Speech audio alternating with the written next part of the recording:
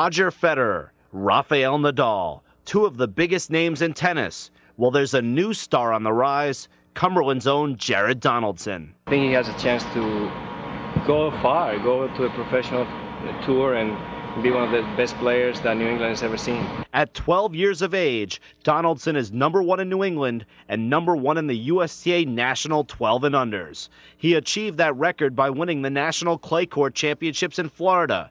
And he also won a few rounds at the Rolex International Orange Bowl. This one's international. I've been to a lot of big national tournaments across the country, but not international. I feel like I'm representing New England because I'm going to be the only one going. Agassi was top 10 in America. Sampras was top 10 in America. What do you think about following in those guys' footsteps? I'll be bigger than them. I guess I want to take it to #1 in the world. I mean, that's kind of everybody's goal, right? A top goal for a top national prospect.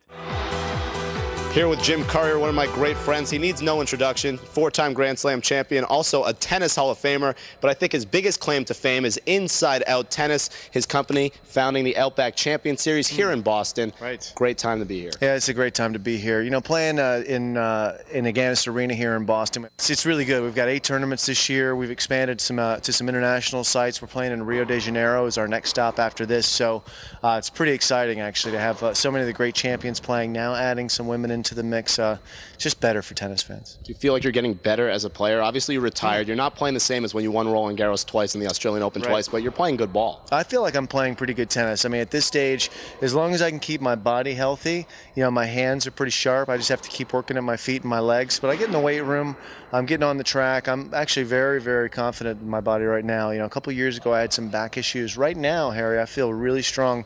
That's going to hopefully give me the best chance to win. Have you been hitting with any pros? Like, I know McEnroe hits with Nadal. I mean, who have you been hitting with? What do you think? Well, I was down in Australia for a couple of weeks down there. I got a chance to hit with Taylor Dent. I got a chance to hit with guys like Gael Monfils a little bit. So, you know, for me to see that big ball those guys are hitting, and it makes my all my senses kind of come to life a little bit more, and it's a lot of fun to kind of get that big ball thrown at you. World of tennis, Roger Federer. I've asked you this question probably 5 or 6 times. Do you think he's going to break the record? He's getting nervous. He broke down at the Australian Open. Will he break it? He's going to break the record. I don't think there's I would be very surprised if that weren't the case, to put it that way. But, you know, Nadal is in his head right now. There's no doubt about that. Nadal's won the last 5 times that they've played. So Federer's going to have to figure out the Nadal equation. But, you know, he was so good in the quarterfinals and the semifinals. He played beautifully.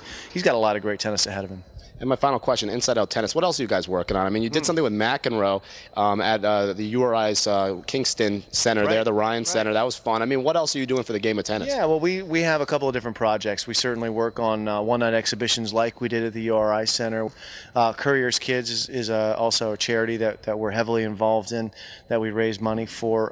You know, we do some private outings for some corporations. So we're pretty involved in all aspects of tennis. We have a good time with it. Well, you can go to championseriestennis.com and you can find out anything that's going on with the Outback Champion Series. And then InsideOutSE.com. Inside Out Sports and Entertainment is our company, so you can go there and find out what's going on with the rest of the group. Well, good luck with the battles. Thanks. Jim Courier, Grand Slam champion.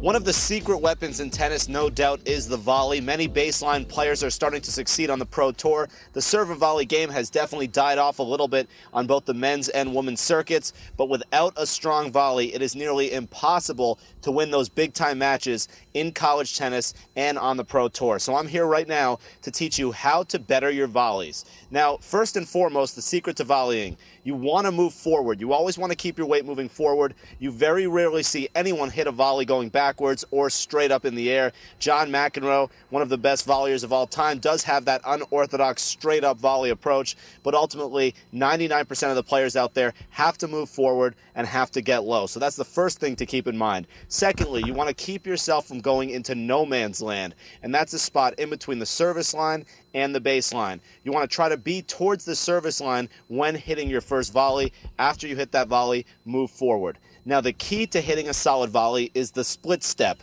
when you jump right before making the decision which way you want to go. When I was in college, I used to split step after my opponent hit the ball. But the secret is to split step right as your opponent makes contact, giving you that split second to have an earlier decision on which way you're going to go. If the ball goes to your left, of course you're going to hit a backhand volley, or to the right, a forehand volley if you're right-handed. So get that early split step.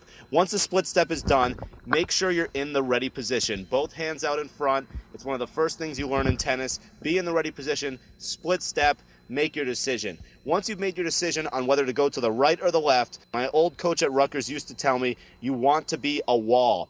In order to be a wall, you must hold your wrist firm and you must keep your racket above your elbow. You do not want to drop your elbow unless you're trying to hit a drop shot or potentially a half volley.